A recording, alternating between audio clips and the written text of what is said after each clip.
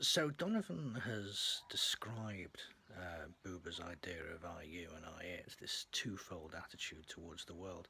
And then what he does, he seeks to show how other personalistic thinkers like Owen, but following a different type of argument, have sought to stand on the back of Buber in order to establish another way in which we might say that we can know God by experience, or to justify that sort of point of view.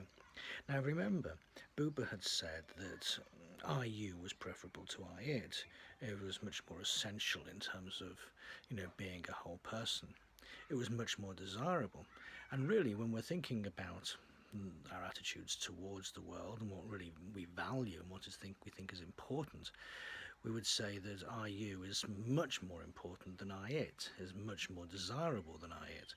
And given the choice, we would always pick that. It doesn't really matter how things are as it's. What really matters is how things are as yous, or how persons are as yous. Now, since God is a person, we should desire to know God as a person, as a you. It's much more important that we know him as a you, much less important that we know him as an it. In which case, arguments and analysis and attempts to understand what God is much less important than having an encounter with God or an experience of God. What's desirable for the believer is to have this relationship with God, not necessarily to worry about, arguments about him.